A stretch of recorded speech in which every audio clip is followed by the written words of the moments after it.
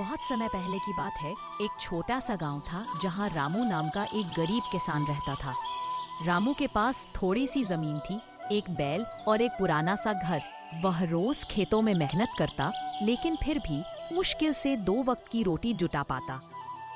एक दिन रामू खेत में काम कर रहा था, तभी उसे जमीन में कुछ चमकता हुआ दिखा।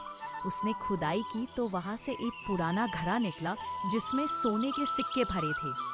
रामू चौंक गया, उसकी आंखें चमक उठी।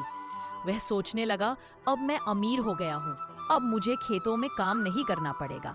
रामू ने वह घड़ा अपने घर में छुपा दिया और काम पर जाना बंद कर दिया। अब वह दिन भर घर में बैठकर सपने देखने लगा, बड़ा घर, कीमती कपड़े, स्वादिष्ट खाना। लेकिन धीरे धीरे उसके पास खाना खत्म होने लगा। उसने सोचा, एक सिक्का खर्च कर देता हूँ, फिर एक और धीरे धीरे उसने सारे सिक्के खर्च कर डाले। उसके पास कुछ नहीं बचा था।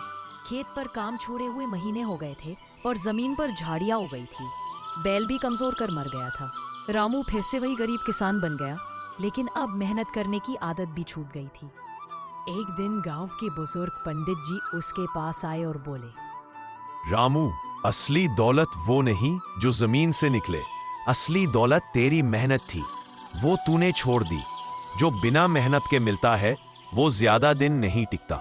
रामू को अपनी गलती समझ आई। उसने फिर से खेतों को साफ किया, बीज बोए और मेहनत से काम करने लगा।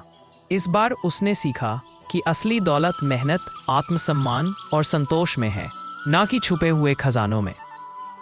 कुछ ही सालों में रामू फिर से खुशहाल हो गया।